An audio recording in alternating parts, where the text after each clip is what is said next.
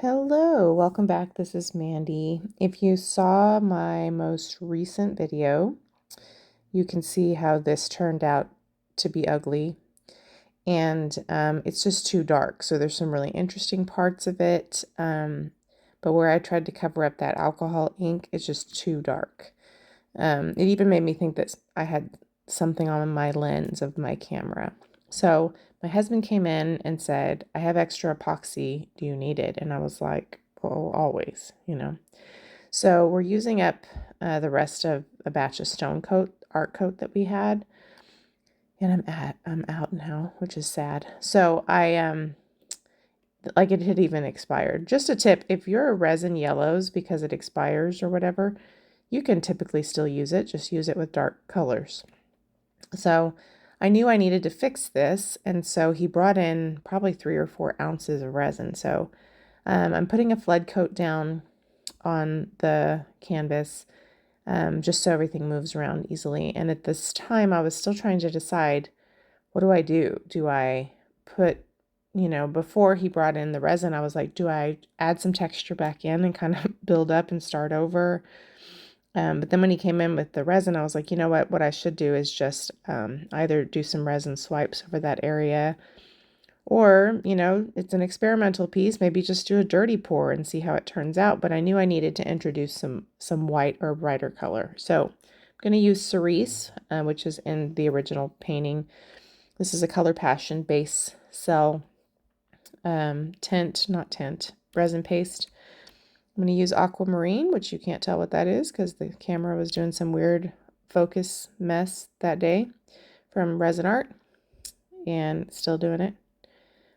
I don't know when my camera started doing that on its own, but it was evil that day. I was like, turn it off. Anyway, and you can tell it's making everything dark in the background.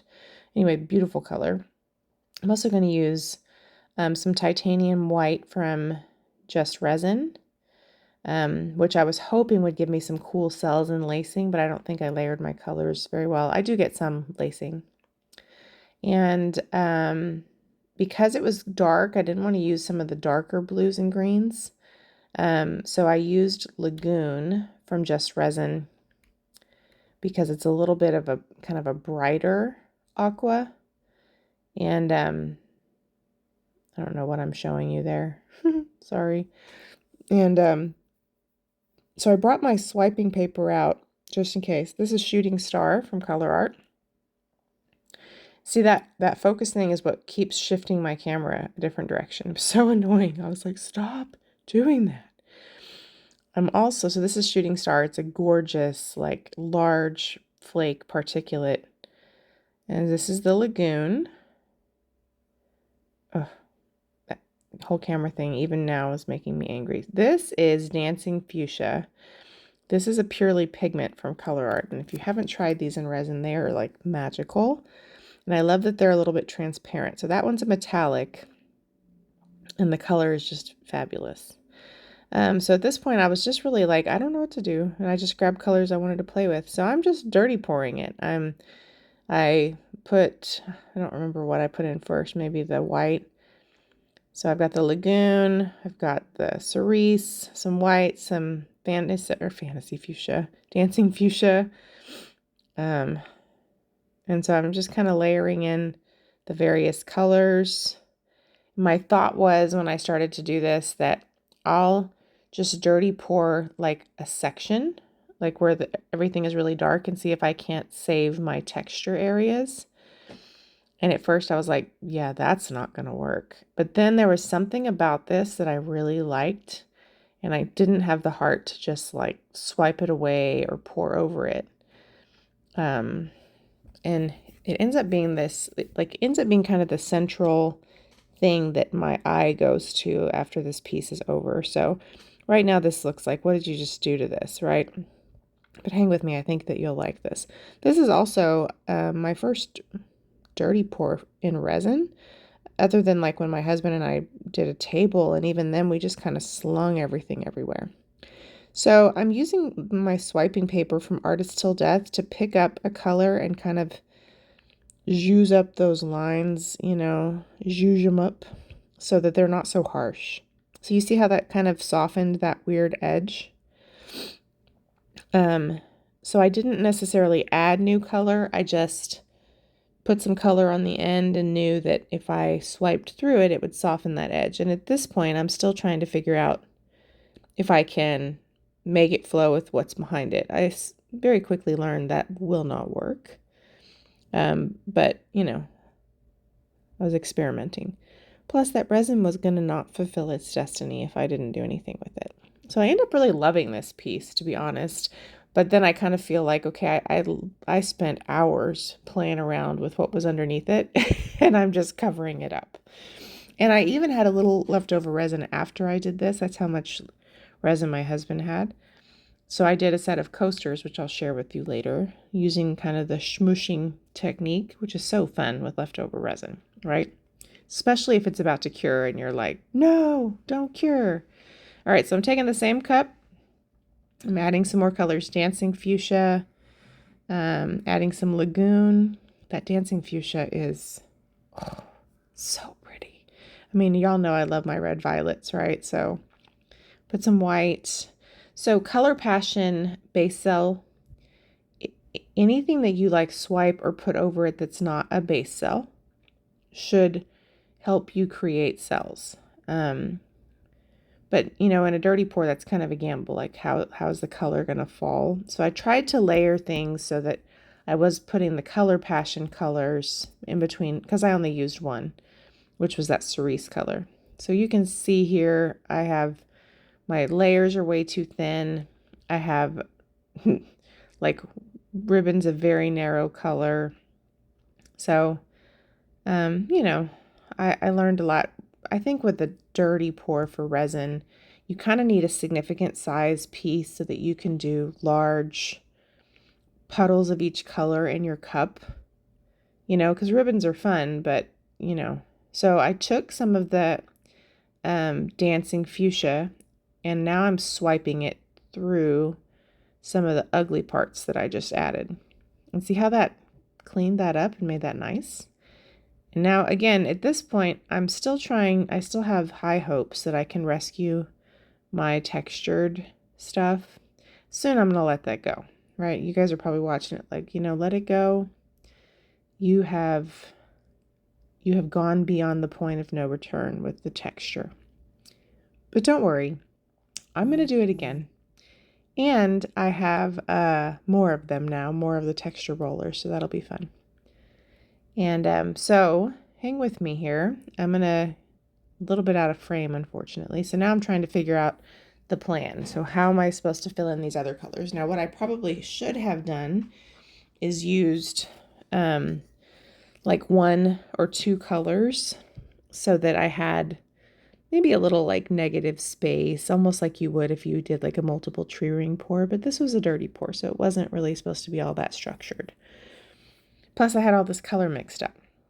So I'm sorry that you can't see my corner. I put some Lagoon to try to bring more of the blue into this, and I just used a little bit and swiped up. That corner ends up getting adjusted a little bit later, so sorry that you can't see it, but it's probably not going to stay. So yeah. Now I'm torching to kind of see where I'm going to get some lacing and cells. I do have some, especially over here where I first poured, especially where the white is. And you may be thinking, you know, you used white. You just said that the resin was expired. But don't worry, I'm going to top coat this with some art resin. Probably some, you know, Promise Epoxy or some KS, so it has some good UV protection and it should be fine. So now we're trying to fill this in without it being weird, but it's a little weird. Now, that Milky Way from Resinarte is like magical. You can see it sparkling all the way from up here. I love to use that in resin pieces, especially like geodes. I mean, oh, it is so amazing. Like, it is a showstopper, you guys. And I said Milky Way, but this is Shooting Star, but they're kind of the same thing. Shooting Star's just got a larger particulate. So now I am trying to figure out, okay, this one part where I first poured, where it kind of looks like a tree ring, I love it. But then everything else is sort of too up and down. So I'm tilting to just add a little bit of interest. And also when you tilt your resin layers like this, you, especially where there's transparency, you kind of get some really cool effects as that color rolls over the other color or rolls over some negative space. So I was kind of doing that on purpose, you know what I mean? So now more of the dancing fuchsia because it's amazing. And then I'm taking some of what's left in my cup and then I'm going to try to swipe it. Now, what I've learned from Erica is whatever color your paper grabs, like so wherever you lay your paper down, and I assume the same would be true of like acetate or something like that, that's the color that you're primarily going to see in your swipe. So if you're trying to manipulate your piece and you're basically saying, okay, I need more of this color, then swipe with that color. So you saw where I would intentionally lay down like the fantasy. Why do I keep calling it fantasy fuchsia? That must be an actual color of something. The dancing fuchsia, where I wanted that color to pop, I put it down and then I kind of swiped over it. So that's kind of a cool tip. So if you're trying to control which resin is very hard to control, but if you're trying to control your composition a little bit, that gives you a little bit of an edge, you know? So now I'm going with it. I'm going to cover the corners. I'm just going to go with it. And I'm really sorry that the top is out of frame, you guys. All those autofocus issues with my phone in the beginning obviously threw me off and I wasn't able to see where it was actually showing. So I'm sorry about that. Now I'm trying to fix what I think is weird right here, but I don't know if I actually help it or make it worse. But I do honestly really end up liking this. It's in there on the drying table waiting for a top coat, and every time I walk by it, I'm like, it's so pretty, you know, especially because of this dancing fuchsia color. Oh my gosh. I would probably just want to put that in everything. So here you see I'm adding a couple of layers of color because I'm going to take a very thin piece of paper and swipe through that. So I end up folding it because I didn't like what I had just done. And this isn't much better. I went too fast, but it is better. And it introduced a little bit more of the turquoise because this is very pink. So if you're a pink person, like I know some of my viewers, like Pamela for one, are pink people. So I love red violet. So that dancing fuchsia is, whew, especially the way the white peeks through. Oh my gosh, so gorgeous. And that cerise color, I love that it has like a red undertone. So I'm trying to clean up this corner a little bit and then I will bring you guys down momentarily for a close-up. But this is, you know, kind of the fun part about resin is resin, much like other forms of fluid art, is going to do what it wants to do. So you get to come along for the party and you learn like, okay, I can maybe control this, but I can't control all of this. And so you kind of learn like what you have control over and what you don't, which is kind of the fun part, right? So by the way, don't forget to check the description box below. There's tons of discount codes and stuff for you guys. I'm using a lot of Colourarte in here. The Colourarte discount code is Mandy1120, and it's 20% off everything. However, for the next couple of days, depending on when this video comes out, I don't know when it's going to come out, but check the website because she was doing an insane sale, like up to 40% off and just crazy stuff. And if you've been thinking about getting some stuff, now would be a great time. I'm always glad for you guys to use my code, but if she's still running the sale, you would definitely want to use the code that goes with the sale. You know what I mean? Additionally, I have some cool stuff coming. I hope. I'll share it with you later. But anyway, I hope that you have enjoyed my playing around with this. I know that a lot of my viewers come to watch blooms, but I also do resin, so I hope that you don't mind that. I certainly understand why some artists like silo their channels and do one channel for this and one channel for that. But as an artist, I appreciate when artists do different things. So I always kind of like to see the content on the same channel. So hopefully you're cool with that. So, and I am interested in a lot of things. So, Leslie is talking about bringing the sparkling H2Os back, which is the watercolors that Colourarte used to make, and they are so gorgeous. So I've never used watercolors, but I was watching her do a live, and I was watching how she used the color to blend, and I just had a really cool idea about kind of using them for underpainting for resin pieces. And so then I went and tried to make some primary elements into watercolors, which you can do, by the way. And so I just like, but that's how my brain works. I see something and I'm like, oh, I want to try that. So I hope that you guys don't mind the diversity. You know, I started prepping a tumbler so I could show you guys a tumbler with some foils. I just haven't had time to do anything with it lately. So what I'm doing over here is I'm trying to break up what seems kind of like mud. It's not really mud, but like there's not a lot of distinction in the color. So I added some more of the dancing fuchsia because it's transparent, in hopes that if I torched it and then tilted it side to side, it would spread out a little bit, which it is doing.